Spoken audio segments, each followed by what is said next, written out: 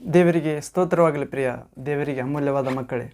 ಬನ್ನಿರಿ ಪ್ರಿಯರೇ, ಈ ದಿನ ನಮ್ಮನ್ನು ಸೃಷ್ಟಿಸಿದ, ರಕ್ಷಿಸಿದ, ಪೋಷಿಸುತ್ತಿರುವ, ಕಾಯ್ದು ಕಾಪಾಡುತ್ತಿರುವ, ಮುಂದೆ ಬರುವಂಥ ಎಲ್ಲ ಅಪಾಯಗಳಿಂದ, ಹಿಂದೆ ತನ್ನ ಅಮೂಲ್ಯ ವಾಕ್ಯದಿಂದ, ತನ್ನ ಪರಿಶುದ್ಧ ಆತ್ಮಶಕ್ತಿಯಿಂದ, ತನ್ನ ಶಿಲ್ಬೆ ಪ್ರೀತಿಯಿಂದ, ಪುನರುತ್ಥಾನ ಶಕ್ತಿಯಿಂದ ನಮ್ಮನ್ನು ಕಾಪಾಡಲು ಶಕ್ತನಾದ ಯೇಸುವಿನ ವಾಕ್ಯವನ್ನು ಆಲಿಸಲು ನಿಮ್ಮೆಲ್ಲರನ್ನು ಪ್ರೀತಿಯಿಂದ ಸ್ವಾಗತಿಸ್ತೇನೆ ಪ್ರಿಯರೇ.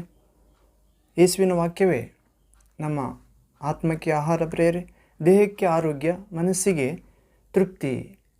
ಈ ವಾಕ್ಯವನ್ನು ಧ್ಯಾನಿಸುವ ಮೊದಲು ಪ್ರಿಯರೇ, ನಾವು ಪ್ರಭುವಿನ ಸಹಾಯಕ್ಕಾಗಿ, ಶಕ್ತಿಗಾಗಿ, ವಿಜಯ ಹಸ್ತಕ್ಕಾಗಿ ಪ್ರಾರ್ಥನೆ ಮಾಡಿಕೊಳ್ಳೋಣ ಪ್ರಿಯರೇ. ಈ ದಿನ ಧ್ಯಾನಿಸಲಿರುವ ಅಂಶ ಪ್ರಿಯರೇ, ಏತಕ್ಕೆ ನಾವು ಸ್ತುತಿಸಬೇಕು ದೇವರನ್ನು. Why we are praising to God. ನಾವು ಯಾತಕ್ಕೆ ಸ್ತುತಿಸಬೇಕು ಎನ್ನುವ ಅಂಶವನ್ನು ಪ್ರಾರ್ಥನೆ ಮೂಲಕ ನಾವು ಸಿದ್ಧರಾಗೋಣ. ಪ್ರಾರ್ಥನೆ ಪ್ರಿಯರೇ.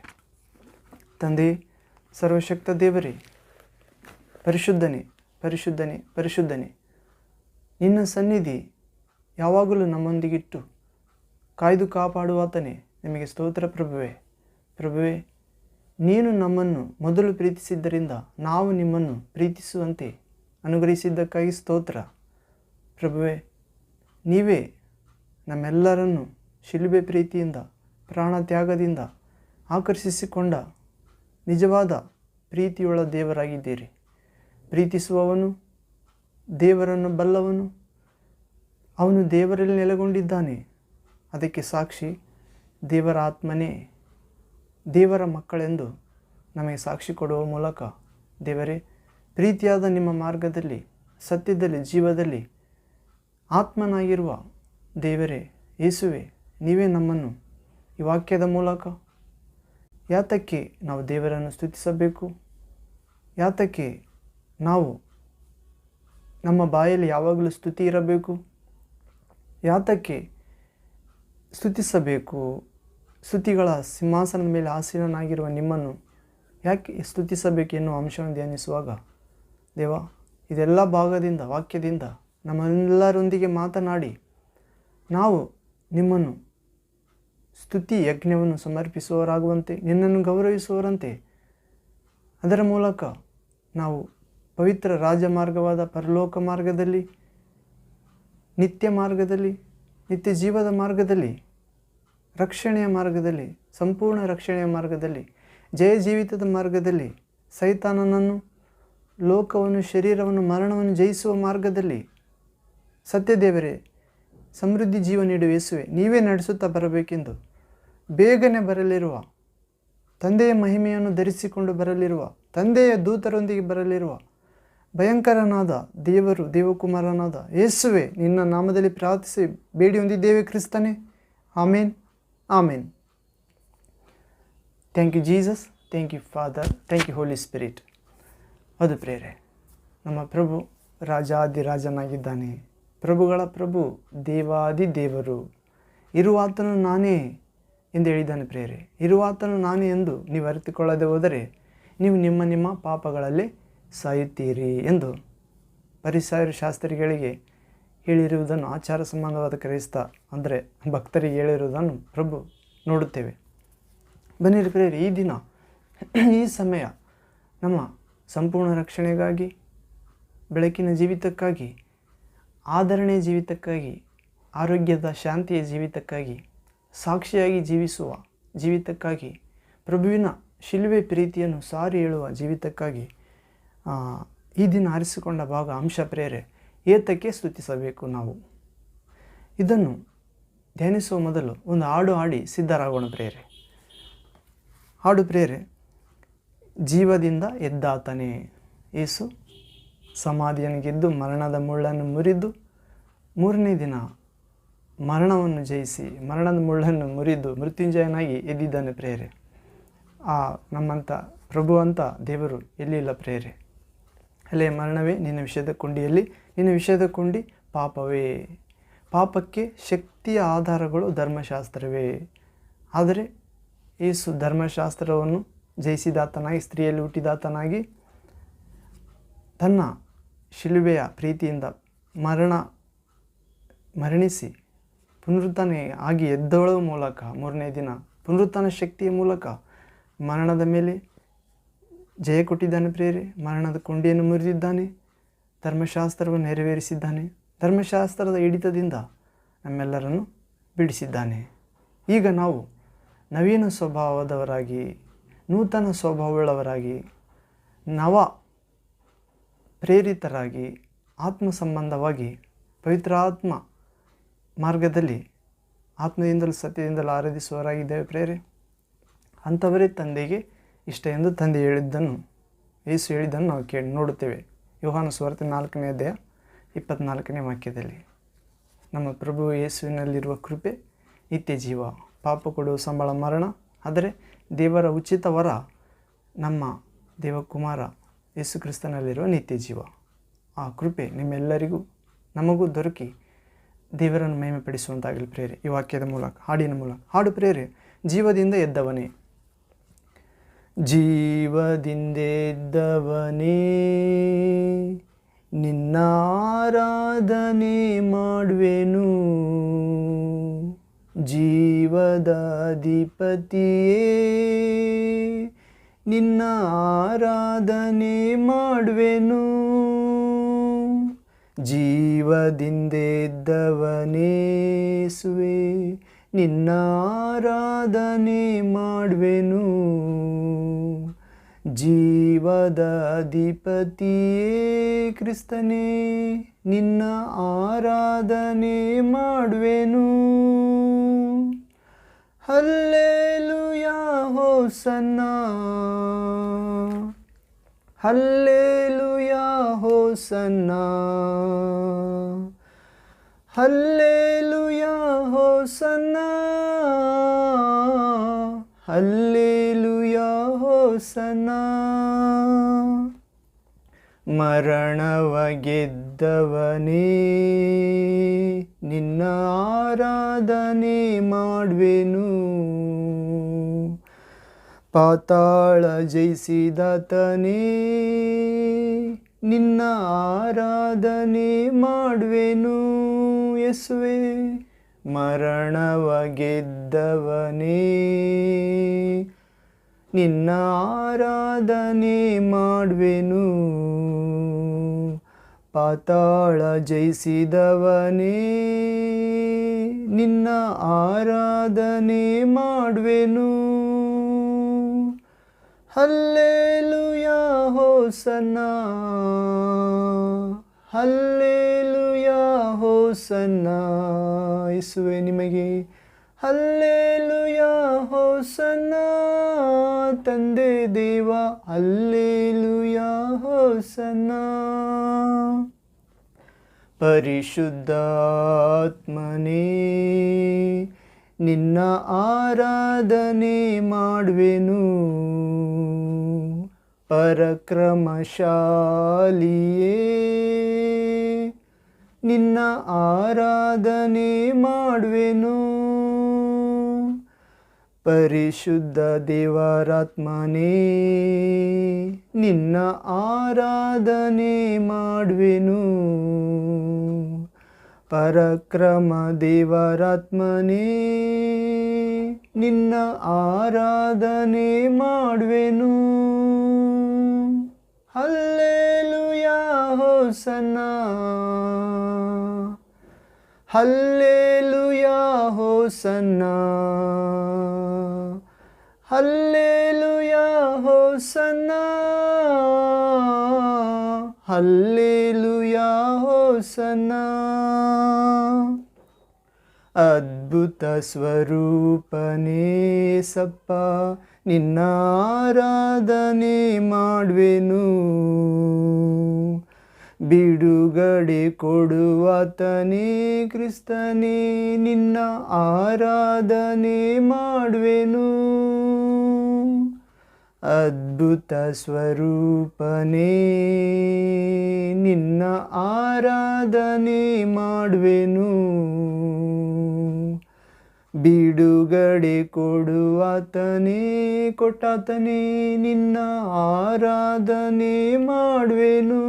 ಆರಾಧನೆ ಹಲ್ಲೇಲೂಯಾ ಸ್ತೋತ್ರ ಪಾತ್ರನೇ ಯೇಸುವೆ, ಹಲ್ಲೇಲೂಯಾ ಸ್ತೋತ್ರ ಪಾತ್ರನೇ ತಂದೆ ದೇವ, ಹಲ್ಲೇಲೂಯಾ ಸ್ತೋತ್ರ ಪಾತ್ರನೇ ಪರಿಶುದ್ಧಾತ್ಮನೇ, ಹಲ್ಲೇಲೂಯಾ ಹೋಸನಾ, ಹಲ್ಲೇಲೂಯಾ ಹೋಸನಾ ಏಕದೇವರೇ, ಹಲ್ಲೇಲೂಯಾ ಹೋಸನಾ ಸತ್ಯದೇವನೇ, ಹಲ್ಲೇಲೂಯಾ ಹೋಸನಾ ನಿತ್ಯ ಜೀವನೇ, hallelujah hosanna. Hallelujah hallelujah hallelujah. Thank you Jesus, thank you Father. ಅದು ಪ್ರೇರೆ, ನಮ್ಮ ಪ್ರಭು ಜೀವದಿಂದ ಎದ್ದಿದ್ದಾನೆ, ಇಂದಿಗೂ ನಮ್ಮ ಮಧ್ಯೆ ತಿರುಗಾಡುತ್ತಿದ್ದಾನೆ ಪ್ರೇರೆ. ಮರಣದ ಬೀಗದ ಕೈಗಳು, ಪಾತಾಳದ ಬೀಗದ ಕೈಗಳು ಪ್ರಭುವಿನ ಕೈಗಳಲ್ಲಿವೆ. ಇಗೂ ಪ್ರತಿಯೊಬ್ಬನಿಗೆ ನಡತೆಗೆ ತಕ್ಕ ಪ್ರತಿಫಲವನ್ನು ಕೊಡುತ್ತೇನೆ ಇದ್ದಾನೆ. ತನ್ನ ನಡತೆಯನ್ನು ಸರಿಪಡಿಸಿಕೊಳ್ಳುವವನಿಗೆ ವಿಶೇಷ ರಕ್ಷಣೆಯನ್ನು ತೋರಿಸುತ್ತೇನೆ ಎಂದು ಹೇಳಿದ್ದಾನೆ ಪ್ರೇರೆ. ಪ್ರಭು ತನ್ನ ಪುನರುತ್ಥಾನದ ಶಕ್ತಿಯಿಂದ ನಮಗೆ ಒಳ್ಳೆಯ ರಕ್ಷಣೆಯನ್ನು ದಯಪಾಲಿಸುವಂತಾಗಲಿ, ಹಾಗೂ ವಿಶೇಷ ರಕ್ಷಣೆಯನ್ನು ಹೊಂದಿಕೊಳ್ಳುವಂತೆ ನಮ್ಮ ನಡತೆಯನ್ನು ಶುದ್ಧಿ ಮಾಡಿಕೊಳ್ಳೋಣ ಪ್ರೇರೆ. ಪರಿಶುದ್ಧ ಆತ್ಮನನ್ನು, ಪರಾಕ್ರಮಶಾಲಿಯನ್ನು, ಪ್ರಭುವಿನ ವಾಕ್ಯವನ್ನು ಅನುಸರಿಸಿ ನಡೆಯುವುದರ ಮೂಲಕ ಪ್ರಭುವೇ ತಂದೆಯ ಬಳಿ ಬೇಡಿ ನಮಗೆ ಕಳುಹಿಸುವಂತಾಗಲಿ. ಅದ್ಭುತ ಸ್ವರೂಪನಾದ ಯೇಸುವನ್ನು ಆರಾಧಿಸುವ ಮೂಲಕ ಪ್ರಭುವಿನಲ್ಲಿರುವ ವಾಗ್ದಾನವಾದ ಪವಿತ್ರ ಆತ್ಮನನ್ನು ಪಡೆದು ಬಿಡುಗಡೆ ಹೊಂದಿಕೊಳ್ಳೋಣ ಪ್ರೇರೆ. ಪಾಪ ಶಾಪದ ಮೇಲೆ, ಕೋಪದ ಮೇಲೆ, ಪಿಶಾಚಿ ತಂತ್ರಗಳ ಮೇಲೆ ಅದು ಪ್ರೇರೆ. ಅಂಥ ಕೃಪೆ ಈ ಹಾಡಿನ ಮೂಲಕ ಜೀವದ ಅಧಿಪತಿ, ಮರಣ ಗೆದ್ದ ರಾಜ ಯೇಸು ರಕ್ಷಕ ನಮ್ಮೆಲ್ಲರಿಗೆ ಅನುಗ್ರಹಿಸಲಿ. ಆಮೇನ್ ಆಮೇನ್. ಬನ್ನಿರಿ ಪ್ರೇರೆ, ಈ ಸಮಯ ನಾವು ಜೀವಂತ ದೇವರ ವಾಕ್ಯವನ್ನು ಆಲಿಸಲು ಸಿದ್ಧರಾಗೋಣ. ವಾಕ್ಯ ಪ್ರೇರೆ, ಅಂಶ ಯಾತಕ್ಕೆ ಸ್ತುತಿಸಬೇಕು, ನಾವು ದೇವರನ್ನು ಏತಕ್ಕೆ ಸ್ತುತಿಸಬೇಕು.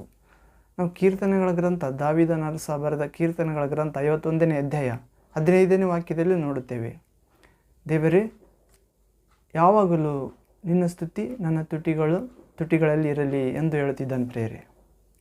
ನನ್ನ ತುಟಿಗಳು ನಿನ್ನನ್ನು ಸ್ತುತಿ ಮಾಡಲಿ ಸದಾ ಎಂದು ಹೇಳುತ್ತಿದ್ದಾನೆ. ಯಾಕೆ? ದಾವೀದನು ದೇವರಿಗೆ ಹೃದಯ ಪ್ರಿಯ ಪ್ರೇರೆ.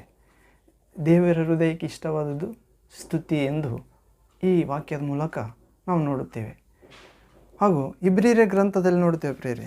ಇಬ್ರಿಯರ ಗ್ರಂಥ 10ನೇ ಅಧ್ಯಾಯ 5ನೇ ವಾಕ್ಯ, Hebrews chapter 10 verse 5th word. ಇಲ್ಲಿ ನೋಡುವುದಾದರೆ, ಆದದರಿಂದ ಕ್ರಿಸ್ತನು ಭೂಲೋಕದೊಳಗೆ ಬರುವಾಗ ದೇವರೇ, ನಿನಗೆ ಯಜ್ಞ ನೈವೇದ್ಯಗಳು ಇಷ್ಟವಾಗಿರಲಿಲ್ಲ, ನನಗೆ ದೇಹವನ್ನು ಸಿದ್ಧ ಮಾಡಿಕೊಟ್ಟಿ. ಅದು ಪ್ರೇರೆ, ಯೇಸು ಕ್ರಿಸ್ತನು ತಂದೆಯಾದ ದೇವರಿಗೆ ಹೇಳುತ್ತಿದ್ದಾನೆ. ಭೂಲೋಕದೊಳಗೆ ತಂದೆಯಾದ ದೇವರು ಯೇಸುವನ್ನು ಕಳುಹಿಸಲು ಯೋಜನೆ ಹಾಕಿಕೊಂಡಾಗ ಮೊದಲು ಯೇಸು ಪ್ರಭುವಿಗೆ, ರಕ್ಷಕನಿಗೆ, ದೇವರ ವಾಕ್ಯವಾದ ದೇವರ ಕುಮಾರನಾದ ಯೇಸುವಿಗೆ, ನಮ್ಮ ಪ್ರಭುವಿಗೆ ದೇಹವನ್ನು ಸಿದ್ಧ ಮಾಡಿಕೊಟ್ಟ ದೇವರು. ಯಜ್ಞ ನೈವೇದ್ಯಗಳು ದೇವರಿಗೆ ಇಷ್ಟವಾಗಿರಲಿಲ್ಲ. ಅಲ್ಲಿವರೆಗೆ ಯಜ್ಞ ನೈವೇದ್ಯಗಳು ನಡೆಯುತ್ತಿದ್ದು ಪ್ರೇರೆ. ಯೇಸು ದೇವರ ವಾಕ್ಯ ಮನುಷ್ಯನಾಗಿ ಬರುವವರೆಗೂ ಯಜ್ಞ ನೈವೇದ್ಯಗಳ ಮೂಲಕ ಪಾಪ ಪರಿಹಾರ ಬಲಿ, ಶಾಂತಿ ಸಮಾಧಾನದ ಬಲಿ, ತಾತ್ಕಾಲಿಕವಾಗಿ ದೇವರ ಕೋಪವನ್ನು ಮುಂದೂಡಲಾಗುತ್ತಿತ್ತು, ಕ್ಷಮಿಸಲಾಗುತ್ತಿತ್ತು. ಆದರೆ ಯೇಸು ಬಂದ ನಂತರ ದೇವಕುಮಾರ ದೇವರು ಮನುಷ್ಯನ ಶರೀರವನ್ನು ಧರಿಸಿಕೊಂಡು ಬಂದ ನಂತರ ಭೂಲೋಕದೊಳಗೆ ಯಜ್ಞ ನೈವೇದ್ಯಗಳು ನಿಂತೋದವು ಪ್ರೇರೆ. ಹಾಗೂ ಅಸಾಧ್ಯವಾದ ಕಾರ್ಯ ದೇವರು ಸುಸಾಧ್ಯವಾಗಿ ಮಾಡಿದನು. ಪಾಪ ಮರಣ ನಿಯಮದಿಂದ ನಮ್ಮೆಲ್ಲರನ್ನು ಬಿಡಿಸುವುದು. ಹೌದು ಪ್ರೇರೆ. ಹೀಗೆ ಹೇಳ್ತಿದ್ದಾನೆ ಪ್ರೇರೆ, ನನಗೊಂದು ಶರೀರವನ್ನು ಸಿದ್ಧ ಮಾಡಿಕೊಟ್ಟೆ. ಇಬ್ರಿಯರ ಗ್ರಂಥ 10ನೇ ಅಧ್ಯಾಯ 5ನೇ ವಾಕ್ಯದಲ್ಲಿ. ಹಾಗೂ ಕೀರ್ತನೆಗಳ ಗ್ರಂಥ 139ನೇ ಅಧ್ಯಾಯ 14ನೇ ವಾಕ್ಯದಲ್ಲಿ ನೋಡುತ್ತೇವೆ ಪ್ರೇರೆ. ಸಲಾಮ್ಸ್ ಚಾಪ್ಟರ್ 139 14th ವರ್ಡ್. ಇಲ್ಲಿ ನೋಡುವುದಾದರೆ, ನೀನು ನನ್ನನ್ನು ಉಂಟು ಮಾಡಿದ ವಿಧವನ್ನು ನೋಡಲು ಭಯವೂ ಆಶ್ಚರ್ಯವೂ ನನಗೆ ಹುಟ್ಟುತ್ತಿವೆ ಎಂದು ದಾವೀದನು ಹೇಳುತ್ತಿದ್ದಾನೆ ಪ್ರೇರೆ. ದೇವರು ನಮ್ಮನ್ನು ತಾಯಿ ಗರ್ಭದಲ್ಲಿ ನಿರ್ಮಾಣ ಮಾಡಿದ ರೀತಿಯನ್ನು ನೋಡಲು ಭಯ ಮತ್ತು ಆಶ್ಚರ್ಯ ಉಂಟಾಗುತ್ತಿದೆ ಎಂದು ದಾವೀದನು ಹೇಳುವುದನ್ನು ನೋಡುತ್ತೇವೆ. ಹಾಗೂ ಯಾಕೆ ನಾವು ದೇವರನ್ನು ಸ್ತುತಿಸಬೇಕೆಂದು ನಾವು ಮುಂದೆ ನೋಡುವುದಾದರೆ ಪ್ರೇರೆ, ದೇವರು ನಮ್ಮನ್ನು ಆಶ್ಚರ್ಯವಾಗಿ ಸೃಷ್ಟಿ ಮಾಡಿದ್ದಾನೆ ಪ್ರೇರೆ. ನಮ್ಮಂಥ ವ್ಯಕ್ತಿ ತಯಾರು ಮಾಡಲು, ಹುಟ್ಟಿಸಲು ಮತ್ತು ಯಾರಿಗೂ ಸಾಧ್ಯವಿಲ್ಲ. ನಮ್ಮಂಥ ಫಿಂಗರ್ ಪ್ರಿಂಟ್ಸು ಇನ್ನೊಬ್ಬರಿಗಿರುವುದಿಲ್ಲ ಜಗತ್ತಿನಲ್ಲಿ. ನಮ್ಮಂಥ ಆಲೋಚನೆ, ಒಬ್ಬರಿಗಿರುವಂಥ ಆಲೋಚನೆ, ಅವರ ಜೀವಿತದಲ್ಲಿ ನಡೆದ ಘಟನೆಗಳು ಅವರಿಗೆ ಮಾತ್ರ ಗೊತ್ತಾಗ್ತವೆ ಪ್ರೇರೆ, ಅಂತರಾತ್ಮನಿಗೆ. ಹೌದು ಪ್ರೇರೆ. ಹೀಗೆ ತಾಯಿ ಗರ್ಭದಲ್ಲಿ ಆಶ್ಚರ್ಯವಾಗಿ ನಿರ್ಮಿಸಿದ್ದಾನೆ ಪ್ರೇರೆ ನಮ್ಮನ್ನು. ಅದಕ್ಕಾಗಿ ನಾವು ಕೃತಜ್ಞತಾ ಸ್ತುತಿಗಳನ್ನು ಸಲ್ಲಿಸಬೇಕಾಗಿದೆ. ಸಲ್ಲಿಸ್ತಿದ್ದೇನೆ ಎಂದು ದಾವೀದನು ಹೇಳುತ್ತಿದ್ದಾನೆ 139ನೇ ಕೀರ್ತನೆ 14ನೇ ವಾಕ್ಯದಲ್ಲಿ. ಯಾಕೆ ಸ್ತುತಿಸಬೇಕು, ಸ್ತುತಿಸುವುದಕ್ಕೆ ಕಾರಣವೇನು ಎಂದು ನೀವು ಕೇಳುತ್ತಿರುವುದಾದರೆ ಈ ಅಧ್ಯಾಯ ಉತ್ತರ ನೀಡುತ್ತದೆ ಪ್ರೇರೆ. 139ನೇ ಕೀರ್ತನೆ. ಹಾಗೂ ಯಾತಕ್ಕೆ ಸ್ತುತಿಸಬೇಕು ಎನ್ನುವ ಅಂಶದೊಳಗೆ ನಾವು 1ನೇ ಭಾಗ ನೋಡುವುದಾದರೆ, ದೇವರು ನನ್ನನ್ನು ಸೃಷ್ಟಿಸಿದ್ದರಿಂದ ನಾನು ಸ್ತುತಿಸಬೇಕಾಗಿದೆ. ಹೌದು ಪ್ರೇರೆ. ದೇವರು ನಮ್ಮನ್ನು ಸೃಷ್ಟಿಸಿದ್ದರಿಂದ ಅದ್ಭುತವಾಗಿ ಆತನನ್ನು ಸ್ತುತಿಸಬೇಕಾಗಿದೆ. ಪ್ರಿಯ ವಾಕ್ಯವನ್ನು ಆಲಿಸ್ತಿರುವ ದೇವರ ಮಕ್ಕಳೇ, ದೇವರನ್ನು ಸ್ತುತಿಸುವುದಕ್ಕೆ, ಕೊಂಡಾಡುವುದಕ್ಕೆ ಅನೇಕ ಕಾರಣಗಳು ಇವೆ. ಅವುಗಳೆಲ್ಲವನ್ನು ವಿಷದಪಡಿಸಲು ಆಗುವುದಿಲ್ಲ ಮತ್ತು ಎಷ್ಟೋ ಸಾವಿರಗಟ್ಟಲೆ ಕಾರಣಗಳಿವೆ. ಒಂದೇ ಒಂದು ಉದಾಹರಣೆಯನ್ನು ನೋಡಿಕೊಳ್ಳೋಣ ಪ್ರೇರೆ. ಏನೆಂದರೆ, ನಮ್ಮ ಶರೀರವನ್ನು ಪ್ರಭು ಎಷ್ಟೋ ಆಶ್ಚರ್ಯವಾಗಿ ಸೃಷ್ಟಿಸಿದ್ದಾನೆ. ಇದನ್ನು ಗ್ರಹಿಸುವುದಾದರೆ ನಾವು ಸ್ತುತಿಸಲಾರದೆ ಇರಲಾರೆವು ಎನ್ನುವ ಅಂಶ. ಮತ್ತು ನಮ್ಮ ದೇಹದಲ್ಲಿ 263 ಎಲುಬುಗಳು, 970 ಮೈಲಿ ಉದ್ದ ಇರುವಂಥ ರಕ್ತನಾಳಗಳು, 600 ಮಾಂಸಖಂಡಗಳು, ಹಾಗೂ ನಾಲಿಗೆಯೊಳಗೆ 1000ಗಟ್ಟಲೆ ಗ್ರಂಥಿಗಳು, ಕಿವಿಯೊಳಗೆ 20,000 ಶಬ್ದಗಳನ್ನು ಗ್ರಹಿಸುವ ಕರ್ಣಬೇರಿ, ಹಾಗೂ ರಕ್ತದೊಳಗೆ ಲಕ್ಷಗಟ್ಟಲೆ ಜೀವಕಣಗಳು, ಇನ್ನು ದಾಳಿ ಮಾಡುವ ಸೂಕ್ಷ್ಮ ಕ್ರಿಯೆಗಳೊಂದಿಗೆ ಹೋರಾಡುವ ರಕ್ತ ಕಣಗಳು, ಹಾಗೂ ರಕ್ತ ಕಣಗಳು ಗಡ್ಡೆ ಕಟ್ಟದಂತೆ ಮಾಡುವುದಕ್ಕೆ ಇನ್ನೂ ಅನೇಕ ಸೆಲ್ಸ್ಗಳು, ಕೋಟಿಗಟ್ಟಲೆ ಸಂಖ್ಯೆಯಲ್ಲಿ ದೇವರು ಸೇರಿಸಿಟ್ಟಿದ್ದಾನೆ ಪ್ರೇರೆ ದೇಹದಲ್ಲಿ ಎನ್ನುವ ಆಶ್ಚರ್ಯ ಸಂಗತಿ ಪ್ರೇರೆ ನಮ್ಮ ದೇಹದಲ್ಲಿ. 139ನೇ ಕೀರ್ತನೆಯ ಭಾಗದಲ್ಲಿ ನಾವು ಇನ್ನು ಡೀಪಾಗಿ ಡಾಕ್ಟರ್ ವಿದ್ಯಾಭ್ಯಾಸದಲ್ಲಿ ನೋಡೋದಾದರೆ ಇವೆಲ್ಲವನ್ನು ನಾವು ಗ್ರಹಿಸಬಹುದು. ಆತನ ಬುದ್ಧಿಜ್ಞಾನವು ಗ್ರಹಿಸಲು ಅಶಕ್ಯ. ಹೌದು ಪ್ರೇರೆ. ದೇವರ ಬುದ್ಧಿಜ್ಞಾನಗಳು ಗ್ರಹಿಸಲು ಅಶಕ್ಯ. ಯಾಕಂದರೆ ಸಮುದ್ರದಲ್ಲಿ ನೀರು ಹೇಗೋ ಭೂಮಿಯಲ್ಲಿ ದೇವರ ಸರ್ವೇಶ್ವರನ ಯೆಹೋವನ ಜ್ಞಾನವು ತುಂಬಿಕೊಂಡಿದೆ. ಸಮುದ್ರದಲ್ಲಿ ನೀರು ಹೇಗೆ ತುಂಬಿಕೊಂಡಿರ್ತದೆ, ಸ್ವಲ್ಪ ಕೂಡ ನೆಲ ಕಾಣಲಾರ್ದಂಗೆ ಸ್ಪೇಸ್ ಎಲ್ಲ ನೀರು ಹಿಡಿದಿರ್ತದೆ ಸಮುದ್ರ ಭಾಗದಲ್ಲಿ. ಅದೇ ರೀತಿ ಭೂಮಿಯಲ್ಲೆಲ್ಲ ಜ್ಞಾನ, ದೇವರ ಜ್ಞಾನ ತುಂಬಿಕೊಂಡಿದೆ. ದೇವರ ಲೋಕವನ್ನು ಸೃಷ್ಟಿ ಮಾಡಿದ ಪ್ರೇರೆ. ಎಷ್ಟೋ ಪ್ರೀತಿ ಇಟ್ಟು ದೇವರು ಈ ಲೋಕವನ್ನು ಎಷ್ಟೋ ಪ್ರೀತಿ ಇಟ್ಟಿದ್ದಾನೆ. ತನ್ನ ಏಕಮಾತ್ರ ಪುತ್ರ ಯೇಸು ಕ್ರಿಸ್ತನನ್ನು, ಮಗನನ್ನು ಕೊಟ್ಟನು. ಆತನಲ್ಲಿ ವಿಶ್ವಾಸವಿಟ್ಟು ಯಾರೊಬ್ಬನು ನಾಶವಾಗದೆ ಎಲ್ಲರೂ ನಿತ್ಯ ಜೀವವನ್ನು ಪಡೆಯಬೇಕೆಂಬುದೇ ದೇವರ ಉದ್ದೇಶ, ಸಂಕಲ್ಪ, ಚಿತ್ತ. ದೇವರ ಲೋಕವನ್ನು ಎಷ್ಟೋ ಹೆಚ್ಚಾಗಿ ಪ್ರೀತಿಸಿದ್ದಾನೆ ಅಂದರೆ ಅದಕ್ಕೆ ಮೇರೆ ಇಲ್ಲ ಎಂದು ಆ ವಾಕ್ಯ ಹೇಳ್ತಿದ್ದ ಪ್ರೇರೆ. ಎಷ್ಟೋ ಹೆಚ್ಚಾಗಿ ಪ್ರೀತಿಸಿದ್ದಾನೆ. ದಿನ ಗಾಳಿ, ಬೆಳಕು ಅಥವಾ ಮಳೆ, ಆಹಾರ, ಒಳ್ಳೆಯ ವಾತಾವರಣ, ವಿದ್ಯುತ್ ಸಂಪರ್ಕ ಪ್ರೇರೆ, ಹಾಗೂ ನಮಗೆ ಬೇಕಾಗಿದ್ದ ಅನುದಿನ ಆಹಾರ ಪದಾರ್ಥಗಳು, ಮನುಷ್ಯನಿಗೆ ಜೀವನಕ್ಕೆ ಬೇಕಾದ ಎಲ್ಲ ತಯಾರು ಮಾಡಿದ್ದಾನೆ ಪ್ರೇರೆ ಅನೇಕ. ಆದರೆ ಸೈತಾನನು ದೇವರು ಉಂಟು ಮಾಡಿದವುಗಳಲ್ಲಿ ಅದಕ್ಕೆ ವಿರುದ್ಧವಾದವುಗಳನ್ನು ಉಂಟು ಮಾಡುತ್ತಾ ದೇವರಿಂದ ಉಂಟಾದವುಗಳನ್ನು ಅಪಾಯಕಾರಿಯಾದವುಗಳನ್ನಾಗಿ ತಯಾರು ಮಾಡಲು ಸಿದ್ಧವಾಗಿದ್ದಾನೆ ಪ್ರೇರೆ. ಹೌದು, ನಾವು ದೇವರು ನಮ್ಮನ್ನು ಸೃಷ್ಟಿಸಿದ್ದರಿಂದ ನಾವು ಸ್ತುತಿಸಬೇಕಾಗಿತ್ತು ಪ್ರೇರೆ. 1ನೇದು, ಇಷ್ಟು ಆಶ್ಚರ್ಯವಾಗಿ ಪ್ರಭು ನಮ್ಮನ್ನು ಯಾಕೆ ಸೃಷ್ಟಿಸಿದ್ದಾನೆ? ಒಬ್ಬ ಕವಿ ಹೀಗೆ ಹೇಳುತ್ತಿದ್ದಾನೆ ಪ್ರೇರೆ, ಮಾಡಿದ್ದಾನೆ ಸೃಷ್ಟಿ ಎಲ್ಲವನ್ನು ಮಾನವನಿಗೋಸ್ಕರ. ಸೃಷ್ಟಿ ಎಲ್ಲವನ್ನು ದೇವರು ಮಾನವನಿಗೋಸ್ಕರ ಮಾಡಿದ್ದಾನಂತ ಪ್ರೇರೆ. ಮಾನವನನ್ನು ಸೃಷ್ಟಿಸಿದನು ತನ್ನನ್ನು ಆರಾಧಿಸುವುದಕ್ಕೆ. ಸೃಷ್ಟಿಯೆಲ್ಲ ಮಾಡಿದನು ಮಾನವನಿಗೋಸ್ಕರ. ಆದಾಮ ಮೊದಲನೇ ಮಾನವ, ಆತನಿಗೋಸ್ಕರ ಮಾಡಿದ ಪ್ರೇರೆ. ಎಲ್ಲ ಸೃಷ್ಟಿ ಇರೋದು ಒಬ್ಬ ಮನುಷ್ಯನಿಗೋಸ್ಕರ. ಇವತ್ತು ಕೂಡ ನಿನಗೋಸ್ಕರ ಇದೆ ಈ ಸೃಷ್ಟಿ.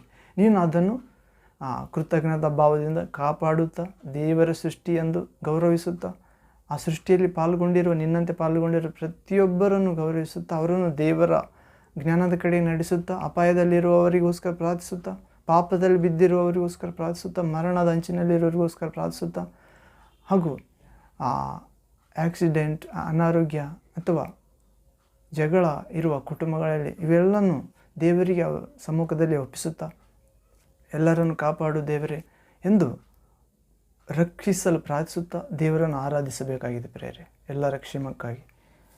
ಅಂದು ಒಬ್ಬಾತನಿಗಾಗಿ ದೇವರು ಸೃಷ್ಟಿ ಮಾಡಿದನು, ಇಂದು ಅಂಥವರೇ ಅನೇಕರು ಲೋಕದಲ್ಲಿ ಬಂದಿದ್ದಾರೆ ಪ್ರೇರೆ.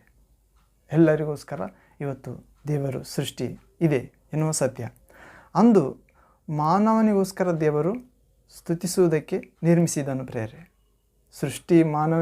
ಸೃಷ್ಟಿ ಮಾಡಿದನು ಎಲ್ಲವನ್ನು ಮಾನವನಿಗೋಸ್ಕರ, ಮತ್ತು ಆ ಮಾನವನನ್ನು ಸೃಷ್ಟಿಸಿದನು ತನ್ನನ್ನು ಆರಾಧಿಸುವುದಕ್ಕಾಗಿ.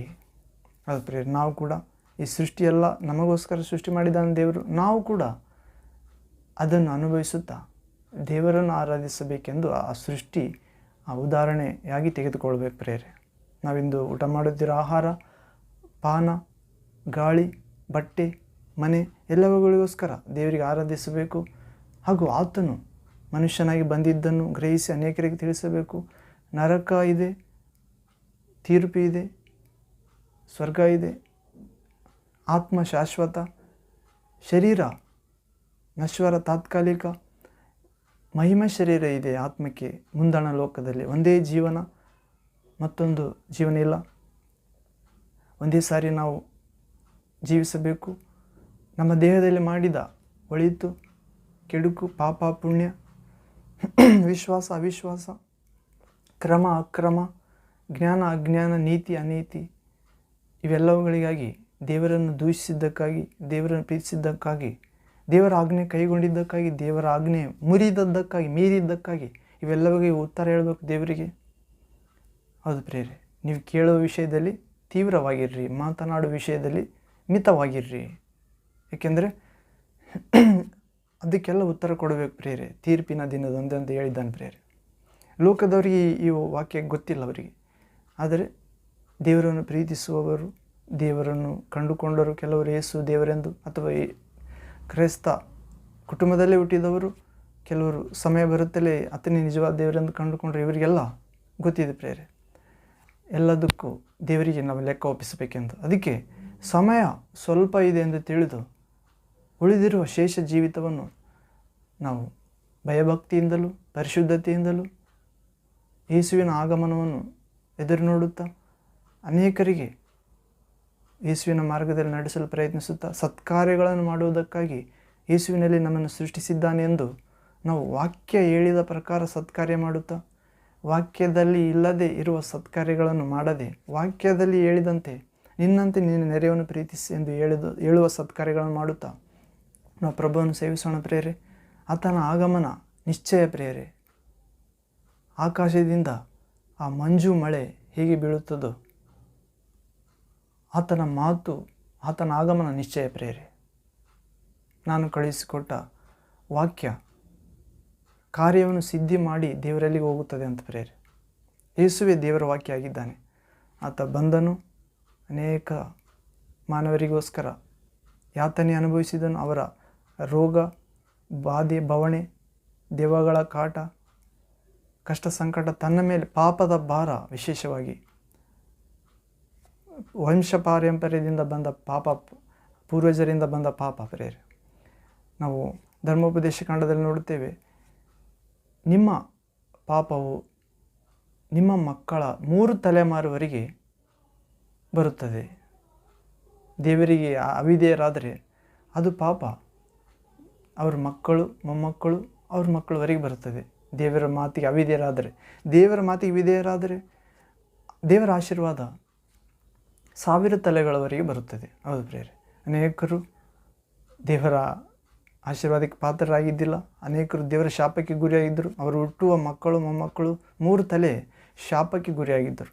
ಆದರೆ ಯೇಸು ಕ್ರಿಸ್ತ ಬಂದ ನಂತರ ಅವರೆಲ್ಲ ಪಾಪಗಳನ್ನು ತನ್ನ ಮೇಲೆ ಹಾಕಿಕೊಂಡು, ವಂಶ ಪಾರಂಪರ್ಯ ಪಾಪ, ಜನ್ಮ ಪಾಪ, ಕರ್ಮ ಅಂದರೆ ಕ್ರಿಯೆಗಳಿಂದ ಮಾಡಿದ ಪಾಪ ಎಲ್ಲವನ್ನು ತೆಗೆದುಕೊಂಡು ಆತನಲ್ಲಿ ವಿಶ್ವಾಸ ಇಟ್ಟವರಿಗೋಸ್ಕರ ಅವೆಲ್ಲವನ್ನು ತನ್ನ ಮೇಲೆ ಹಾಕಿ ಶಿಲ್ಬೆ ಮೇಲೆ ಅವುಗಳನ್ನು 3 ಮೊಳೆಗಳಿಂದ ಜಡಿದು ಅವುಗಳನ್ನು ಬಲಹೀನಪಡಿಸಿ ಅವುಗಳನ್ನು ತನ್ನ ದೇಹದಲ್ಲಿ ಹೊತ್ತುಕೊಂಡು ಸಾಯಿಸಿ ಅವುಗಳನ್ನು ಸಮಾಧಿ ಮಾಡಿ 3ನೇ ದಿನ ಮೃತ್ಯುಂಜಯನಾಗಿ ಎದ್ದ ಪ್ರಿಯರೇ. ಆತನಲ್ಲಿ ವಿಶ್ವಾಸಿಟ್ಟ ಪ್ರತಿಯೊಬ್ಬನು ಪಾಪ, ಮರಣ, ದುಃಖ, ಗೋಳಾಟ, ಭಯ ಇವುಗಳಿಂದ ಬಿಡುಗಡೆ ಹೊಂದಿದ್ದಾನೆ ಪ್ರಿಯರೇ. ಹೌದು, ನಮ್ಮ ಪಾಪ ತನ್ನ ಮೇಲೆ ತೆಗೆದುಕೊಂಡಿದ್ದಾನೆ ಎಂದು ನಂಬೋಣ ಪ್ರಿಯರೇ. ಅವುಗಳನ್ನು ಸಮಾಧಿ ಮಾಡಿದ್ದಾನೆ, ನಮ್ಮನ್ನು ಮೃತ್ಯುಂಜಯರನ್ನಾಗಿ ಮಾಡಿದ್ದಾನೆ. ಪಾಪಗಳ ಮೇಲೆ ಪಾಪದ ಹಿಡಿತ ಇಲ್ಲದವರನ್ನಾಗಿ, ಪಾಪ ಭಾರ ಇಲ್ಲದವರನ್ನಾಗಿ, ಭಯ ಭೀತ ಇಲ್ಲದವರನ್ನಾಗಿ, ಮತ್ತು ನಾಚಿಕೆ ಅವಸರ ಇಲ್ಲ ಪ್ರಿಯರೇ. ಪಾಪ ಮಾಡಿದವರೇ ನಾಚಿಕೆ ಬೇಕು. ಹೌದು, ಅಂತ ಎಲ್ಲ ಸೈತಾನನ ಬಂಧನಗಳಿಂದ, ಸರಪಳಿಗಳಿಂದ, ಸಂಕೋಲೆಗಳಿಂದ ಪ್ರಭು ತನ್ನ ದೇಹದ ಮೂಲಕ ಪಾಪದ ಗೋಡೆಯನ್ನು, ದೇವರಿಗೂ ನಮ್ಮ ಮಧ್ಯೆ ಇರುವ ಪಾಪದ ಗೋಡೆಯನ್ನು ತನ್ನ ದೇಹದಿಂದಲೇ ಕೆಡವಿ ಹಾಕಿದ್ದಾನೆ ಪ್ರಿಯರೇ. ಆತನು ಸುರಿಸಿದ ರಕ್ತದಿಂದ ತಂದೆಯ ದೇವರಿಗೆ ನಮ್ಮನ್ನು ಸಮಾಧಾನ ಮಾಡಿದ್ದಾನೆ. ಇಂಥ ಸುವಾರ್ತೆಗೆ ನಮ್ಮೆಲ್ಲರನ್ನು ಕರೆದಿದ್ದಾನೆ ಪ್ರಿಯರೇ. ಯೇಸುವಿನ ಜನನ, ಸಾಧನೆ, ಮರಣ, ಪುನರುತ್ಥಾನ, ಪುನರಾಗಮಿಸಲು ಹೋಗುತ್ತಿದ್ದಾನೆ ಪ್ರಿಯರೇ. ಮೊದಲಿನ ಪ್ರಪಂಚ ಅಂದರೆ 40 ದಿವಸ ಹಗಲು ರಾತ್ರಿ ಮಳೆ ಬಂದು ಆ ಮೊದಲಿನ ಮಾನವ ಜನಾಂಗ ನಾಶವಾಯಿತು. ಈಗಲಾದರೂ ಅವತ್ತು ದೇವರು ನೊಂದುಕೊಂಡು ಮತ್ತೆ ಸೃಷ್ಟಿಯನ್ನು ನಾಶ ಮಾಡುವುದಿಲ್ಲ ಎಂದು, ಮಳೆಯಲ್ಲಿಂದ ನಾಶ ಮಾಡುವುದಿಲ್ಲ ಎಂದು ಆಕಾಶದಲ್ಲಿ ಕಾಮನ ಬಿಲ್ಲನ್ನಿಟ್ಟ ಪ್ರಿಯರೇ. ಗುರುತಾಗಿ ಎಷ್ಟು ಮಳೆ ಬಂದರೂ ಕೂಡ, ಮಿಂಚು ಗುಡುಗು ಬಂದರೂ ಕೂಡ ಆ ಚಿಹ್ನೆ ಕಾಣುವಾಗ ಅಪಾಯ ಇಲ್ಲ.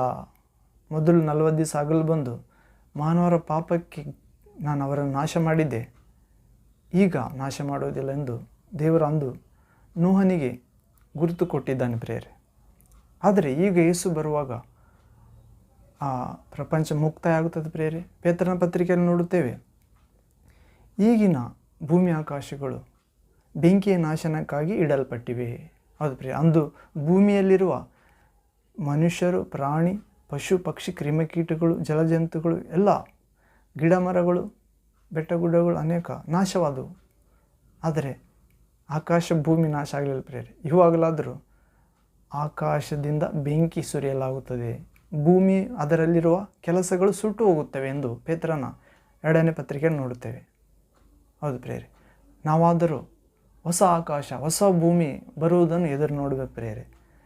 ಈ ಭೂಮಿ, ಈ ಆಕಾಶ ದೇವರು ಸೃಷ್ಟಿ ಮಾಡಿದ್ದು ಅಗೋಚರವಾಗಿರುವ ಅವುಗಳಿಂದಲೇ ಗೋಚರವಾದವುಗಳು ಉಂಟಾದವು ಪ್ರಿಯರೇ. ದೇವರು ನಾವು ಇಬ್ರಿಯರ ಗ್ರಂಥ 11ನೇ ಅಧ್ಯಾಯದಲ್ಲಿ ನೋಡುತ್ತೇವೆ, ವಿಶ್ವಾಸದ ಪಿತಾಮಹರ ಎಂಬ ಬಗ್ಗೆ ವಿಶ್ವಾಸದ ಅಧ್ಯಾಯ ಪ್ರಿಯರದು. ಅಲ್ಲಿ 1ನೇ ವಾಕ್ಯ ಕೊನೆಯ ಭಾಗದಲ್ಲಿ ನೋಡುತ್ತೇವೆ, ಗೋಚರವಾದವುಗಳೆಲ್ಲವೂ ಅಗೋಚರವಾದವುಗಳಿಂದ ಉಂಟಾದವು. ಅಂದರೆ ಈ ಆಕಾಶ ಭೂಮಿ ಗೋಚರವಾಯಿತು, ಅಂದರೆ ಪ್ರತ್ಯಕ್ಷ ಕಾಣುತ್ತಿದೆ, ಆದರೆ ಅಗೋಚರವಾಗಿ ದೇವರ ದೃಷ್ಟಿಯಲ್ಲಿ ಇದ್ದೇ ಪ್ರಿಯರೇ ಸೃಷ್ಟಿಸಿದ್ದಾನೆ, ಅಥವಾ ಸೃಷ್ಟಿ ಮಾಡಬೇಕು. ಶಾಶ್ವತವಾದವು ಸೃಷ್ಟಿ ಮಾಡಬೇಕೆಂದೇ ಅಶಾಶ್ವತವಾದವುಗಳನ್ನ ಮೊದಲು ಸೃಷ್ಟಿ ಮಾಡಿದ್ದಾನೆ ಪ್ರಿಯರೇ. ಹೌದು, ನಾವು ಕೂಡ ಅಶಾಶ್ವತ ಲೋಕದಲ್ಲಿದ್ದೇವೆ ಪ್ರಿಯರೇ. ಶಾಶ್ವತ ಲೋಕಕ್ಕಾಗಿ, ಶಾಶ್ವತ ಜೀವನಕ್ಕಾಗಿ ಕರೆಯಲು ಇಲ್ಲಿ ಸಿದ್ಧತೆಗಾಗಿ ನಮ್ಮ ನಿರ್ಮಿಸಿದ್ದಾನೆಂದು ನಾವು ಅರ್ಥ ಮಾಡಿಕೊಳ್ಬೇಕು ಪ್ರಿಯರೇ. ಅದಕ್ಕಾಗಿ ನೀವು ಪವಿತ್ರ ಗ್ರಂಥವನ್ನು ಓದಬೇಕು ಪ್ರಿಯರೇ.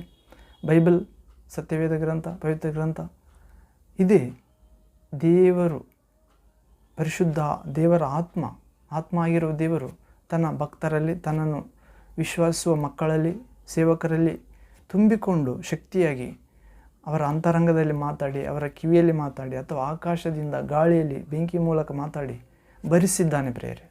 ಇದು ಮನುಷ್ಯರಿಂದ ಬರೆಯಲ್ಪಟ್ಟಿಲ್ಲ. ಈ ಗ್ರಂಥ, ಪವಿತ್ರ ಗ್ರಂಥ ಬೈಬಲ್ ಮನುಷ್ಯರಿಂದ ಬರೆಯಲ್ಪಟ್ಟಿಲ್ಲ, ದೇವರಿಂದಲೇ ಪ್ರೇರಿತ ಆಗಿ ದೇವರು ನುಡಿಯುವುದನ್ನೇ ಬರೆದರು.